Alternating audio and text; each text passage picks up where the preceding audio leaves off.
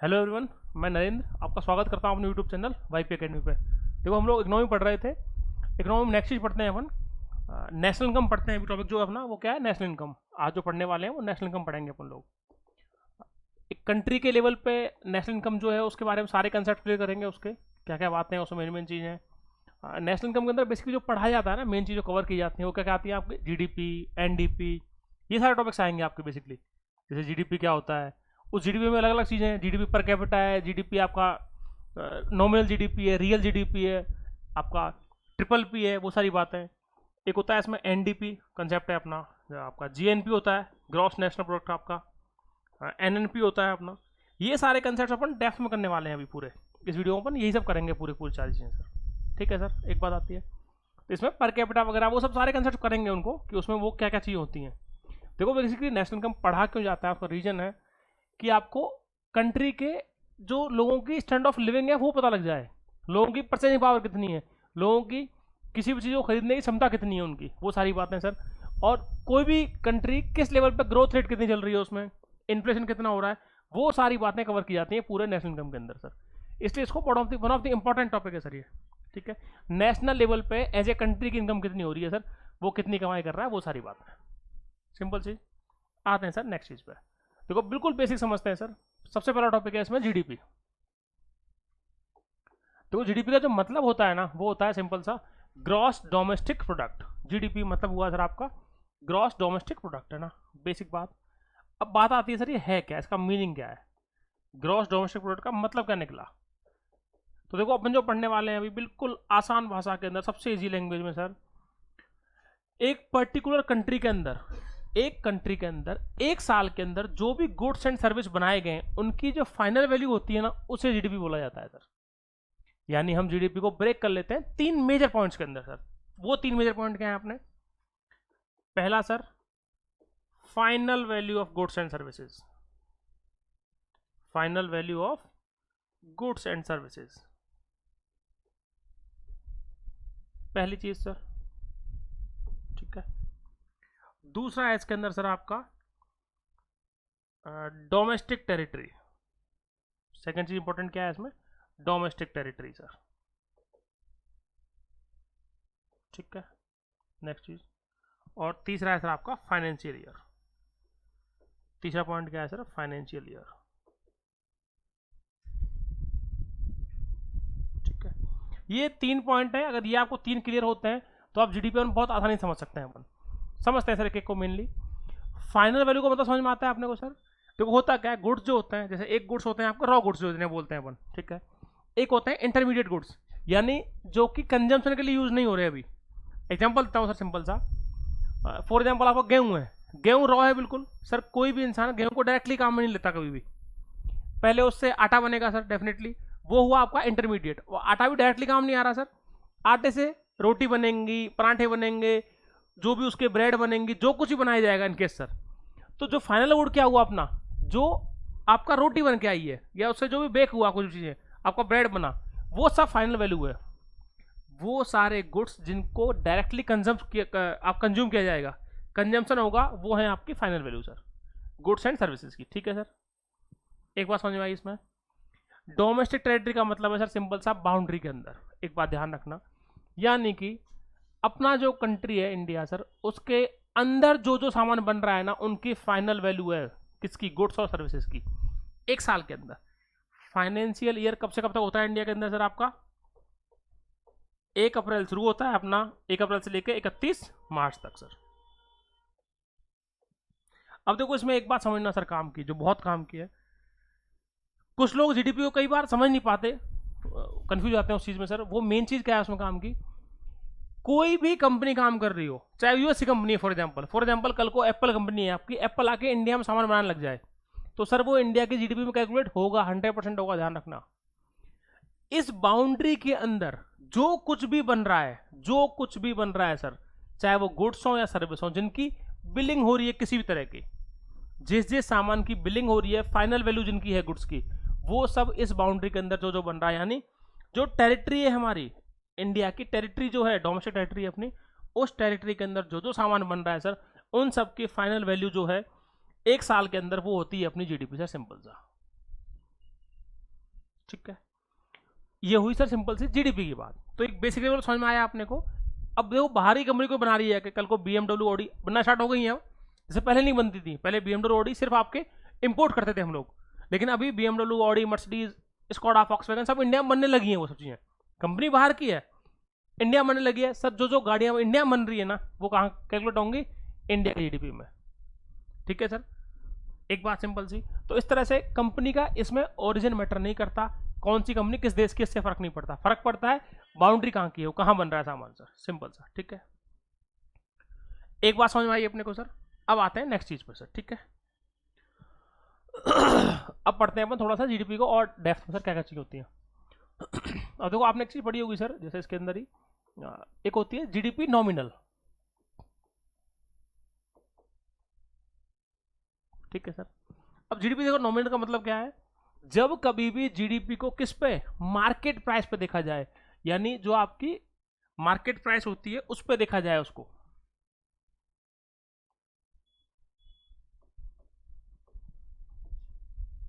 जो भी आपकी मार्केट प्राइस है, जब कभी उसको उस पे कैलकुलेट किया जाए उसे बोलते हैं, यानी आपकी सर करंट प्राइस पे। इसको क्या बोल सकते हैं दूसरा अपन सर, करंट प्राइस जो होती है, करंट मार्केट प्राइस जो होती है उस पर कैलकुलेट किया जाए, यानी करंट ईयर में किया जाए सर, उसी साल में कैलकुलेट किया जाए, उसको निकाला जाए, यानी करंट मार्केट प्राइस पे निकाला जाए रेट्स को, तो वो निकलता है आपका जीडीपी नॉमिनल। अब डेफिनेटली सर इसमें इन्फ्लेशन, क्योंकि देखो अपन ने इन्फ्लेशन पढ़ा हुआ है सर, बेसिकली इन्फ्लेशन बताया था ना सर एक टाइम पे, याद होगा अपने को। इनकेस नहीं देखा है तो वहाँ देख लीजिएगा सर। कोई चीज़ 100 रुपये की थी, वो एक साल में 106 हो गई, 105 हो गई, जो भी एक्साइड हुई है, तो भैया 6% क्या हो गया, इन्फ्लेशन। चीज़ों के महंगी होने के रेट को बोलते हैं इन्फ्लेशन, सिंपल सा एक बात। हर साल इन्फ्लेशन बढ़ता है, हर इकोनॉमी में बढ़ता है सर। अपन देखते हैं हर चीज़ महंगी होती है हर साल, बहुत कम होती है, 2%, 3%, 5%, बट होती है। कुछ ना कुछ चीज़ें महंगी होती हैं सर, इन जनरल महंगी होती है ना, नए प्रोडक्ट जो भी बनते हैं सर। करंट ईयर में हर साल महंगा होगा। अगर हम जीडीपी निकालें कोई 2020 के डेटा के हिसाब से और एक 2024 के हिसाब से, तो डेफिनेटली सर 2024 वाली महंगी निकल के आएगी चीज़, क्योंकि उसमें इन्फ्लेशन जुड़ गया है। तो नॉमिनल जो है वो हमेशा ज़्यादा आता है, ध्यान रखना सर। मतलब क्या हुआ इस बात का सर, कि जो जीडीपी निकल के आएगा ना आपका नॉमिनल वाला, वो ज़्यादा होगा हमेशा। उसका रीजन क्या है, वो करंट प्राइस पे होता है हमेशा, मार्केट प्राइस पे होता है। यानी इसको ये भी लिख सकते हैं, करंट मार्केट प्राइस भी लिख सकते हैं सर इसको। ठीक है, ये भी लिख सकते हैं इसको, करंट मार्केट प्राइस पे होता है, वो करंट ईयर में होता है, प्रेजेंट ईयर में होता है सर। एक बात तो नॉमिनल समझ में आ गया अपने को। ठीक है सर, अब देखो इसी चीज को सर, जैसे जो जीडीपी है आपकी, जैसे जीडीपी रियल। अब देखो जीडीपी रियल क्या है, जब कभी भी जो आपकी नॉमिनल जीडीपी है उसको एडजस्ट कर दिया जाए, किससे, इन्फ्लेशन से। Nominal GDP adjusted with inflation. अब देखो इस बात को समझते हैं सर, इसका मतलब क्या है। मान लो सर नॉमिनल आ रही है आपकी, फॉर एग्जाम्पल के लिए 100, एग्जाम्पल के लिए मान लेते हैं सर, नॉमिनल जो थी आपकी, नॉमिनल जीडीपी 100 थी। ठीक है सर, सर रियल जब निकालने लगेंगे तो उसमें से कुछ इन्फ्लेशन जो है कुछ ना कुछ कम होगा। तो रियल जीडीपी कैसे निकलती है, नॉमिनल को माइनस कर दो सर, नॉमिनल माइनस इन्फ्लेशन, आपका निकल जाएगा सर रियल जीडीपी।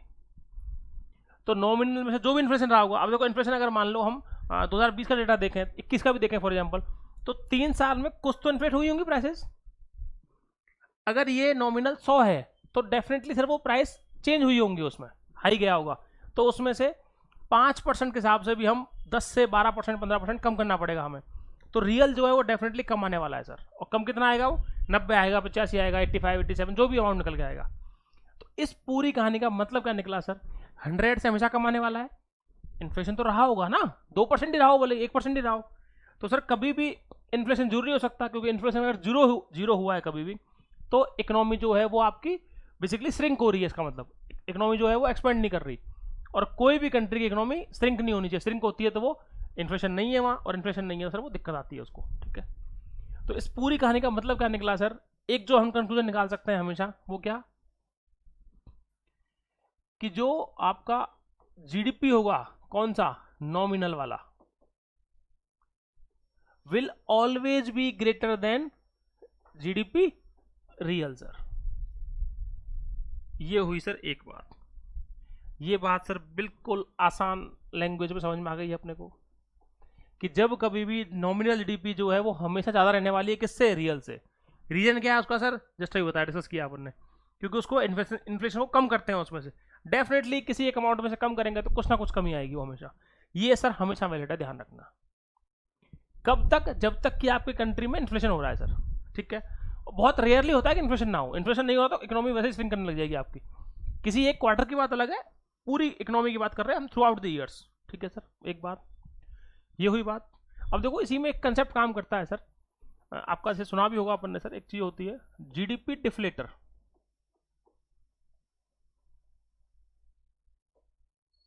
ठीक है, ये क्या होता है सर आपका, nominal GDP upon real GDP into 100। ठीक है, जीडीपी है, नॉमिनल अपॉन रियल कर दोगे अगर आप, जीडीपी नॉमिनल रियल जीडीपी। ठीक है सर,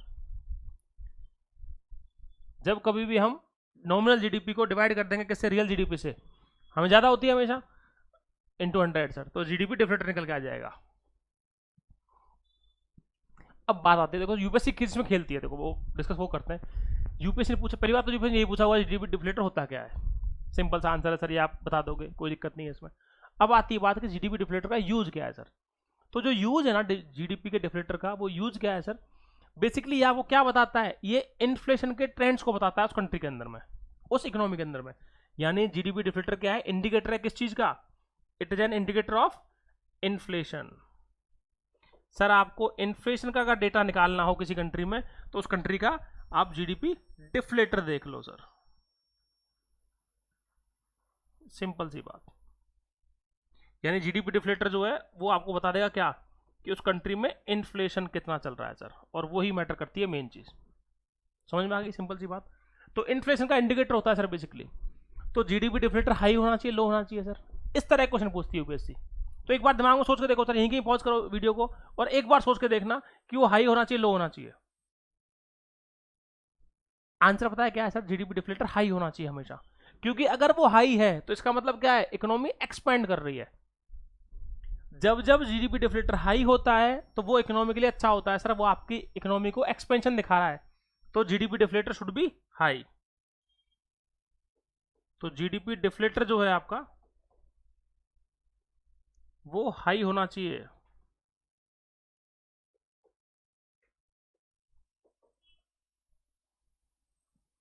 जीडीपी डिफ्लेटर हाइयर होता है कहां पर, जहां इकोनॉमिक ग्रोथ होती, is higher in economic growth. जहां जहां इकोनॉमिक ग्रोथ हो रही है सर, वहां हाइयर होता है वो। ठीक है, क्लियर समझ में आई है सारी बातें, बिल्कुल सिंपल लैंग्वेज में। तो इस तरह क्वेश्चन कई बार पूछे हुए यूपीएससी ने, सिविल वगैरह पूछ लेती है, वो बेसिक चीज है ना। आते हैं सर नेक्स्ट चीज पे। तो ये बातें समझ में आ गई अपने को, यहाँ पे नॉमिनल हो गया, रियल हो गया, ये सब चीज सर। अब देखो एक कंसेप्ट और आता है इसके बाद, एक जो छोटा सा कंसेप्ट होता है आपका, जैसे जीडीपी पर कैपिटा। एक कंसेप्ट है सर आपका जीडीपी पर कैपिटा।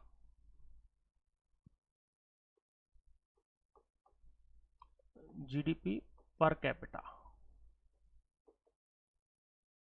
ठीक है सर। पर कैपिटा का मतलब सिंपल समझ में आता है सर, पर पर्सन। तो यानी कि इसको कैसे निकाला जाता है सर, टोटल जो जीडीपी है आपकी, उसे डिवाइड कर दो किससे, पॉपुलेशन से सर, तो आपका निकल जाएगा पर पर्सन के हिस्से में कितना आ रहा है। सिंपल है, टोटल जीडीपी को डिवाइड करते हैं अपन किससे, पॉपुलेशन सर अपनी से। अब अपने पास जो जीडीपी की वैल्यू है, अब देखो इसमें इंटरेस्ट आएगा तो इसमें लगेगा हाँ सर ये है काम की ज़्यादा। पॉपुलेशन इंडिया की हाईएस्ट है, नंबर 1 है सर, 140 पहुंच गए अपन, 140 करोड़, 139 पॉइंट कुछ है, 140 मान सकते हैं, हो ही जाएंगे सर, है ना। जब तक वीडियो 3-4 बार देखोगे, अगर एक मतलब मान लो एक साल में दोबारा देखी जाएगी, 3-4 बार देखी जाएगी, तो उस टाइम तो हो जाएंगे 140 आराम से, एक साल लगेगा भी नहीं सर, है ना, पहुंच जाएंगे बहुत जल्दी। ग्रोथ रेट शानदार है अपनी सर पॉपुलेशन में इंडिया की। चाइना को भी छोड़ चुके हैं हमें ना, नंबर 1 आ गए हैं सर। कहीं तो नंबर 1 पहुंचे, खुशी होती होगी इस चीज़ की, पर खुश मत होना, ये अच्छी चीज़ नहीं है सर, कैसी भी है ना, ये बेवकूफ़ वाला काम है सर। लोग रुक नहीं रहे, बस एकदम बढ़ा जा रहा है, खेल चलता जा रहा है। आते हैं सर अगली बात पे ना। अब चीन चीन क्या है सर, पर कैपिटा का मतलब क्या है, पर पर्सन के हिस्से में कितना जीडीपी का हिस्सा आ रहा है, यानी टोटल जो जीडीपी है उसका पर पर्सन कितना हिस्सा आ रहा है उसका। देखो उसका मतलब क्या है, उसका बेनिफिट है सर वो क्या है, जितनी ज्यादा पर कैपिटा हाई होती है ना, उतना उस कंट्री का स्टैंडर्ड ऑफ लिविंग अच्छा होता है, यानी लोगों के पास पैसा ज्यादा है, लोगों की परचेजिंग पावर बढ़ती है उससे। जितना पर कैपिटा ज्यादा होगा उतनी परचेजिंग पावर ज्यादा होगी, लोग अच्छा पैसा खर्च कर रहे होंगे चीजों के अंदर, यानी लोग हेल्थ पे खर्चा करेंगे अपनी पे, लोग एजुकेशन में खर्चा करने वाले हैं, उनकी जो सोशल वेलफेयर है वो सब बेनिफिट हो रहा होगा सब चीज़ों का, वो सब चीज़ें उनके साथ में सही चलती हैं सर। इसको अगर कैलकुलेट करते हैं ना, फॉर एग्जांपल जैसे मैं बात करूं सर, जैसे इंडिया की रफली अगर निकाला जाए तो जो जीडीपी है अपनी वो है सर अभी अभी की डेट में 3.40 लाख करोड़ है, 3.40 लाख करोड़ यूएस डॉलर, ये रफली है सर अभी, है ना, यूएस डॉलर सर, ठीक है, इतनी है अभी। पॉपुलेशन 140 करोड़ निकालते हैं सर, रफली अगर निकालते हैं इसको तो अपना निकल के आता है मोटा मोटा 2 लाख रुपए, रफली सर 1.9 के आसपास। तो इंडिया की जो जीडीपी पर कैपिटा है वो कितनी है सर आपकी, 2 लाख करोड़, ये जीडीपी है अपनी, ठीक है सर, इतनी है इंडिया की। जो इंडिया की पर पर्सन जो हिस्से में पैसा आ रहा है वो कितना आ रहा है, 2 लाख रुपए, 2 लाख रुपए ही आ रहा है ओनली सर, ठीक है, 2 लाख रुपीज, ठीक है। एक बात सर, सर सिर्फ एक इंसान के हिस्से में सिर्फ 2 लाख रुपए आ रहे हैं एक साल के अंदर, तो सर 2 लाख रुपए में हर इंसान काम चला रहा है, ये एवरेज है, कुछ के पास तो बहुत ज्यादा है, कुछ के पास बिल्कुल भी नहीं है, आप समझ सकते हो। 2 लाख जो है वो ग्लोबल एवरेज से बहुत कम है सर, ग्लोबल एवरेज से 6-7 गुना कम है अपना, ये ध्यान रखना, ये है मेन चीज काम की जो है जीडीपी पर कैपिटा में। अब और इंटरेस्टिंग फैक्ट समझते हैं सर अपन, पुरानी चीजों बात है सर, जैसे अपन इस पे चलें, जैसे मान लो आपकी GDP nominal real, sir nominal GDP पे हमें कौन सी रैंक पे, 3rd पे, 5th पे है अभी नॉमिनल में, तो 5th में है सर। रियल जीडीपी अलग अलग निकलती है हर बार, रियल जीडीपी में जरूर हम 10-15 के आसपास आते हैं, 10 से 15 के बीच में आते हैं सर। सर आपकी पर कैपिटा में रैंक पता है कौन सी है अपनी, 136। अभी सुन रहे होंगे ना आजकल, आपने काफी सुना होगा सर कि हम तीसरे नंबर पे आने वाले हैं, 5वें पे हैं, 6ठे पे हैं अभी, तो 5-6 पे कौन से पे हैं अपन, इस वाले पे हैं सर, इस पे हैं जो नॉमिनल में, जीडीपी नॉमिनल जो है इस पे हैं हम, उस रैंक पे 5th पे 6th पे जो है, ठीक है सर। अब देखो होता क्या है सर, पॉपुलेशन ही इतनी ज्यादा है कि लोगों के काम की चीजें जरूरत बनानी बहुत पड़ रही है आपको, इसलिए आपको जीडीपी का नंबर आता है। मेन फैक्टर तो ये है सर आपका पर कैपिटा, पर पर्सन के सेम कितना आ रहा है वो चीज है। देखो इसको और डेप्थ में समझते हैं थोड़ी इस चीज को ही सर, कि पर कैपिटा का रोल कैसे प्ले करता है, मतलब वो चीज है ना, वो क्या है, एक कंट्री ए है सर, एक कंट्री है बी है आपकी, ठीक है। ए कंट्री के अंदर जो कंडीशन है वो क्या है बेसिकली, कि यहां पर मान लो सर फॉर एग्जांपल पॉपुलेशन है सर आपकी 1 लाख, सर यहां पर है आपकी for example 1 CR 1 crore, 1 lakh वालों को सर जो आपकी व्हीकल्स हैं, जो भी बजट आएगा उनका खर्चा होगा, सब कुछ बहुत कम चाहिएगा in comparison to be, 100 times है उनका अप्रोक्सीमेट सर, और एक भी नहीं 10 गुना ले लो सर, 1000 गुने ज्यादा है उनसे, तो डेफिनेटली सर यहाँ पर गुड्स और सर्विस की वैल्यू ज्यादा होगी, ज्यादा कंजम्पशन होगा उनका, तो जो वॉल्यूम निकल के आएगा वो ज्यादा आएगा। इसको घर की तरह समझ लो सर, एक घर में 1 लाख कमाई होती है, ठीक है, पर पर्सन 1 लाख कमा रहे हैं, या एक घर के अंदर टोटल 1 लाख रुपए का बजट है उनका, मान लो घर में 5 लोग हैं सर, 5 लोग हैं, 1 लाख का बजट का काम चलता है सर, एक घर है सर 10 करोड़ का बजट है, सही है बात, लेकिन सर लोग कितने रहते हैं, 10 लाख लोग रहते हैं, समझना सर एग्जाम्पल को, एक जगह जहां 10 लाख लोग रहते हैं एक जगह 5 ही लोग हैं सर, 5 लाख के लिए 1 लाख रुपए 20,000 रुपए आ रहे हैं पर पर्सन, यहाँ आ रहे हैं सर आपके 10,000 से भी कमाएंगे, यहाँ 1,000 भी नहीं आएंगे, 100 रुपए आएंगे, तो वो फर्क है सिंपल सा। इंडिया की पॉपुलेशन ज्यादा है इसलिए हमें गुड्स और सर्विस की वैल्यू ज्यादा जरूरत पड़ती है सामान की।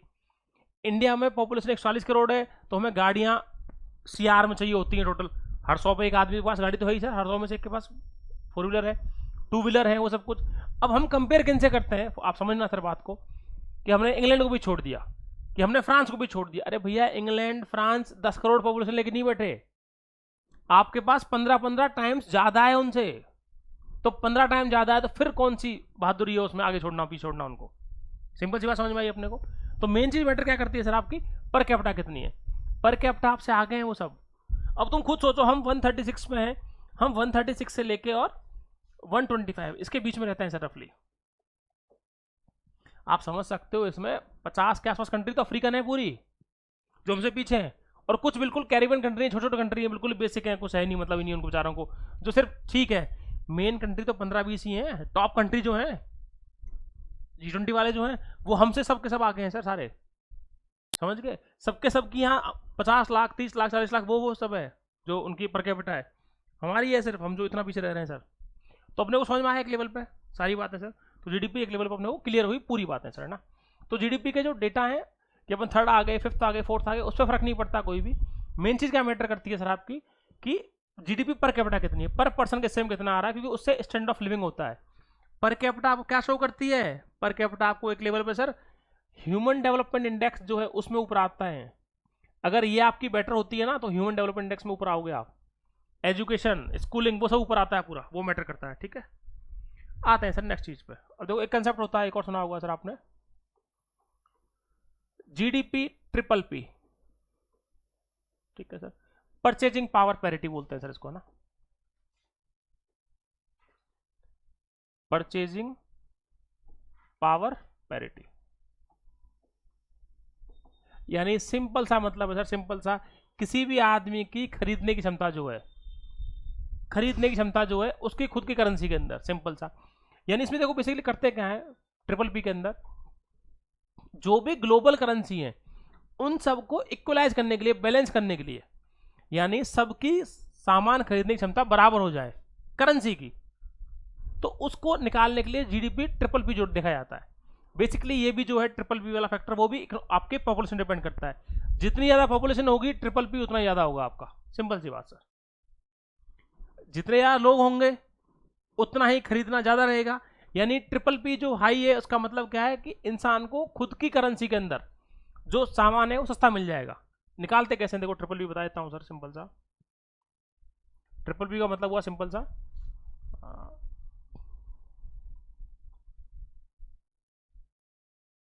वैल्यू ऑफ करेंसी कहां पर, फॉरेन में, value in,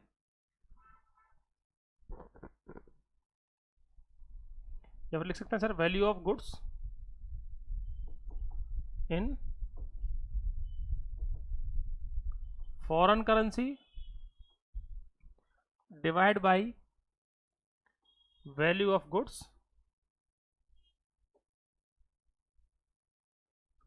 in domestic currency sir.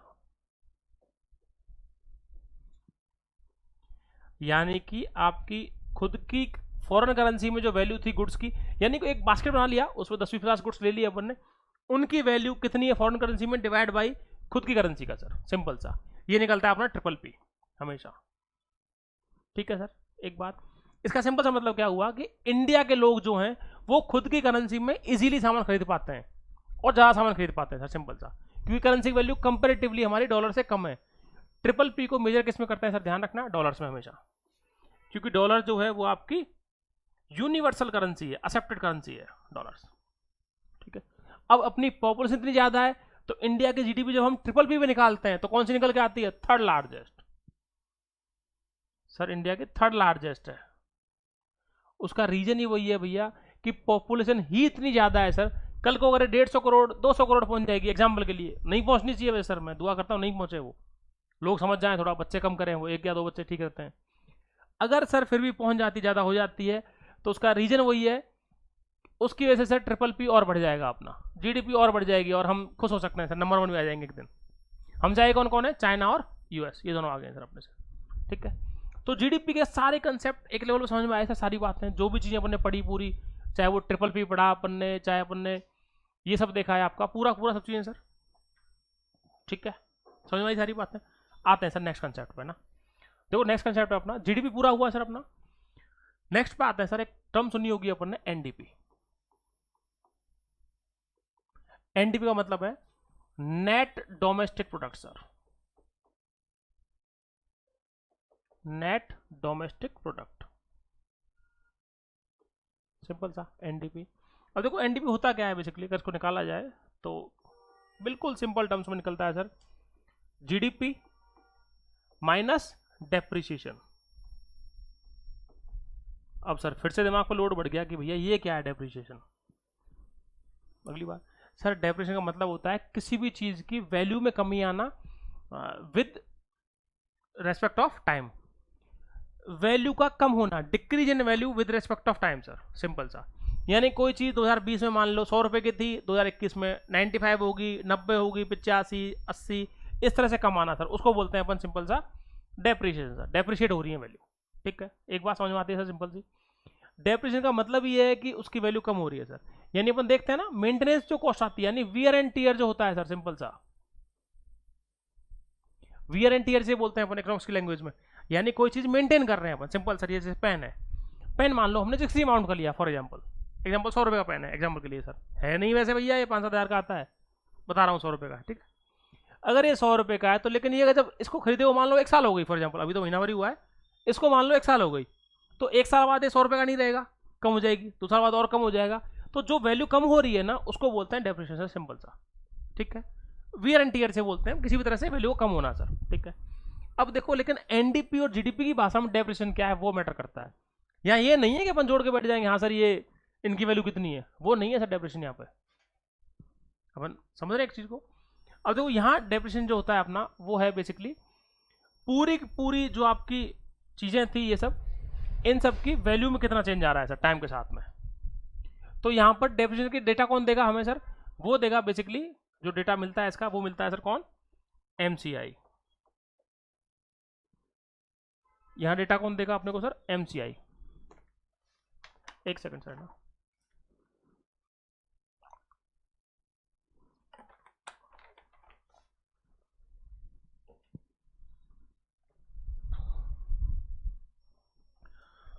Sir MCI बोले तो ministry of commerce and industry. अब देखो सर काम क्या है बेसिकली, मंत्रालय होता है इंडियन गवर्नमेंट के अंडर में, कॉमर्स एंड इंडस्ट्री। ये हर साल का फिक्स करता है ऑटोमोबाइल इंडस्ट्री में इतना है, इलेक्ट्रॉनिक में इतना है, वो डेप्रिसिएशन की वैल्यू कम करता है, बताता है वो डेप्रिसिएशन का जो डेटा है, रेट है ना, डेप्रिसिएशन की जो रेट है वो डिफाइन करता है कौन, एमसीआई। सिंपल क्वेश्चन पूछा हुआ है सर एक बार, सीरियस में क्वेश्चन आया हुआ है कि कौन तय करता है डेप्रिसिएशन वैल्यू, तो वो देता है सर आपका। अच्छा ये जीडीपी वगैरह का डेटा कौन दे रहा होता है, ध्यान रखना सर, आपका एनएसओ, पहले सीएसओ हुआ करता है, अब एनएसओ हो गया है वो, नेशनल स्टैटिस्टिकल ऑफिस आपका एनएसओ, एमओएसपीआई के अंडर में काम करता है, ध्यान रखना sir. Ministry of stats and programme implementation, MOSPI ये मंत्रालय है और ये एनएसओ डिपार्टमेंट है सर। ठीक है, तो एक बात समझ में आई अपने को, एनडीपी जीडीपी में से डेप्रिसिएशन कम कर दो सर, रेट बताते हैं उसके हिसाब से एनडीपी की वैल्यू निकल जाती है। ठीक है सर, आते हैं नेक्स्ट चीज भैया। नेक्स्ट पॉइंट आता है सर अपना जीएनपी। जीएनपी हुआ सर आपका सिंपल सा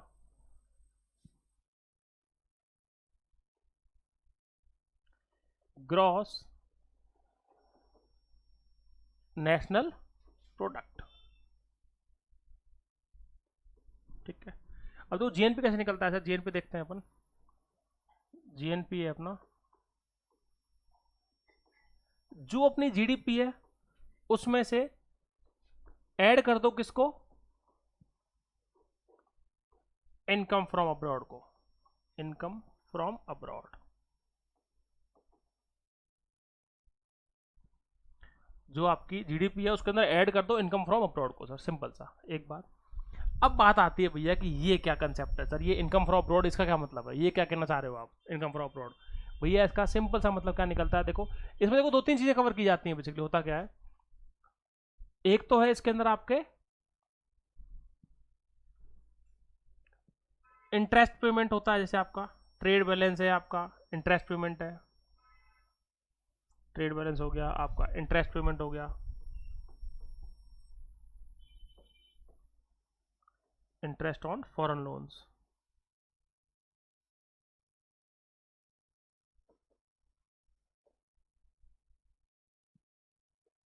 और तीसरा पॉइंट आता है सर इसमें प्राइवेट रेमिटेंस आपका।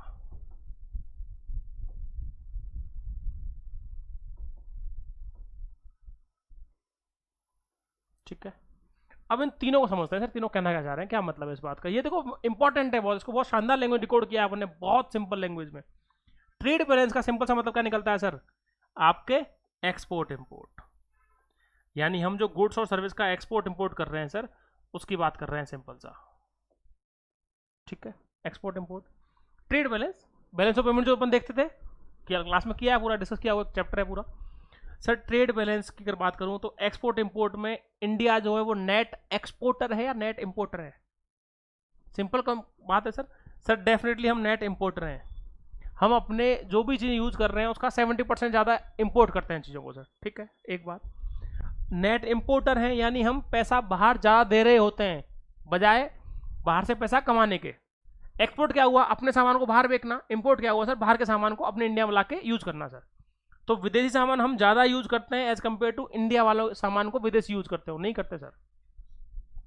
तुम खुद देख लो अपनी लाइफ में, नॉर्मल लाइफ में सर, आप लोग आजकल देखा है हर किसी को आईफोन ले घूम रहा है सर, हर इंसान, जिसके पास नहीं होना चाहिए उसके पास भी आईफोन है आज डेट में, बहुत देखा है अपन ने, बहुत सिंपल सा है। हंसना मत भैया, काम की बात है ये, मतलब है सर।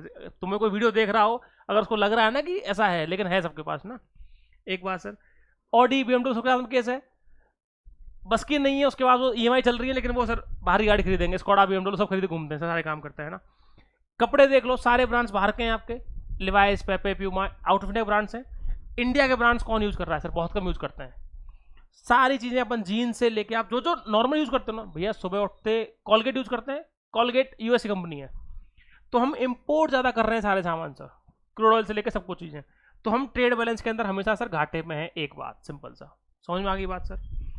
अब आती है बात फॉरेन लोन्स की सर, फॉरेन लोन्स, इसका मतलब क्या हुआ भैया, इसका आसान जो मतलब है ना वो क्या है, जो आपके इंटरेस्ट है, ब्याज दिया जाता है, यानी इंडिया से जो हम लोन दे रहे हैं लोगों को और जो इंडिया ले रहा है, तो इंडिया लोन देता ज्यादा है या लेता ज्यादा है सर, भैया हम नेट बोरोवर हैं, इंडिया नेट बोरोवर है, हम लेते ज्यादा हैं लोन लोगों से, यानी इंडिया क्या है, बोरोवर है सर, हम खरीदते हैं लोन, ज्यादा लोगों से लोन ले रहे हैं एक लेवल पे, ठीक है सर। सुना होगा ना, वर्ल्ड बैंक का खर्चा बढ़ गया, IMF खर्चा बढ़ गया, वो सब चीजें सर, हम बोरो ज्यादा करते हैं, हमसे कोई कम ले रहे हैं लोन विदेश वाले कंट्री, हम ज़्यादा ले रहे हैं उनसे सर, ठीक है, तो हम नेट बोरोवर हैं। तो भैया इसके अंदर जो पैसा है हमारा जाएगा ज़्यादा है, आएगा ज़्यादा सर, जाएगा ज़्यादा, तो इंटरेस्ट ऑन फॉरेन लोन्स इस पे भी नेगेटिव है भैया हम, ठीक है।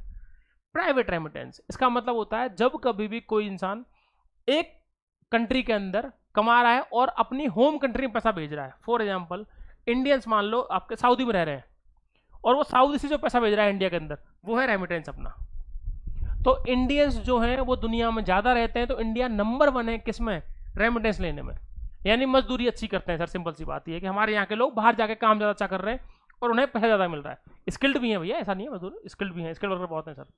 US पूरा भरा पड़ा है सर, कनाडा देख लो पूरा इंडियन से भर गया सरदार जी एकदम। प्राइवेट रेमिटेंस में सर इंडिया फायदे में है, प्लस में, ध्यान रखना हमेशा।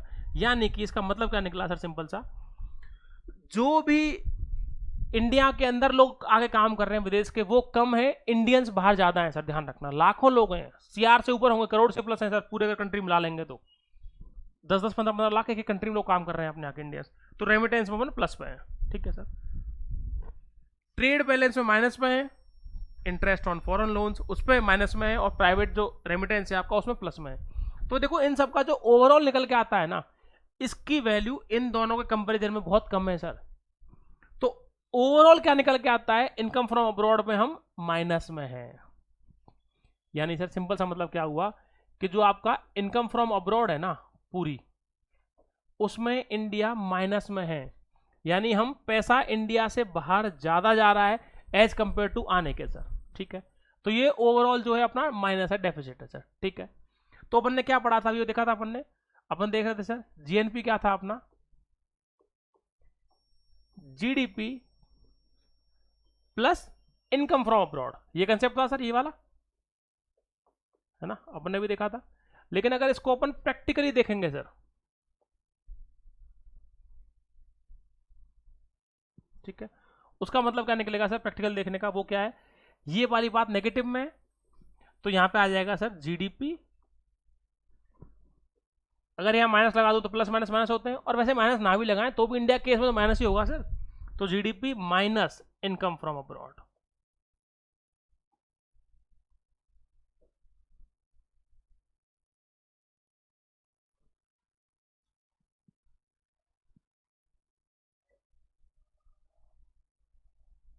ठीक है सर। ये इंडिया केस है, ध्यान रखना सर, ये कब हो रहा है, इंडिया कंडीशन है सर ये वाली, कि माइनस क्यों करना पड़ रहा है, इंडिया केस है, इंडिया केस है ना, ये इंपॉर्टेंट है, ध्यान रखना सर। हर किसी कंट्री में ऐसा नहीं होता भैया, ये इंडिया की बात कर रहा हूँ सर, इंडिया में ऐसा है, ठीक है। यूएस ट्रेड सरप्लस है हमेशा, यूएस में दिक्कत नहीं है कोई भी, यूएस का प्लस में आता है, अपना माइनस में सर, क्योंकि हम नेट इंपोर्टर हैं चीज़ों के। तो जीएनपी की वाली बात समझ में आई अपने को। तो इस बात का मतलब क्या निकला सर, जब जीडीपी में से कुछ माइनस होगा, हमेशा माइनस होगा, तो जीएनपी निकल के आएगा। इन दोनों में ज्यादा बड़ा कौन रहने वाला है, डेफिनेटली सर जीडीपी रहने वाला है। तो एक लाइन में लिख सकता हूं सिंपल सा, GDP will be always greater than GNP. क्या सर ये बात इंडिया केस में सही है कि नहीं है? 100% सही है, ध्यान रखना सर, 100%। इंडिया केस के अंदर जीडीपी हमेशा ज्यादा रहने वाला है जीएनपी से। उसका रीजन क्या है, इनकम फ्रॉम अब्रॉड में इंडिया नेगेटिव साइड पे है, सिंपल सी बात सर, बिल्कुल सिंपल बात, ठीक है सर। आते हैं नेक्स्ट पॉइंट पे सर। तो ये हुआ अपना जीएनपी क्लियर सर। नेक्स्ट बच गया सर अपना एनएनपी, लिखो सर एनएनपी। एनएनपी होता है अपना, एनएनपी सिंपल सा मतलब है नेट नेशनल प्रोडक्ट।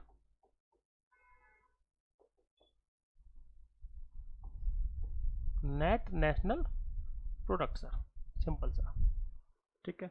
इसका वापस से सेम मतलब है सर, कि आपका जो जीएनपी निकल के आया था, उस जीएनपी में से जो एनएनपी जो निकल के आया था आपका, एनएनपी क्या होगा, NNP equals to GNP minus depreciation.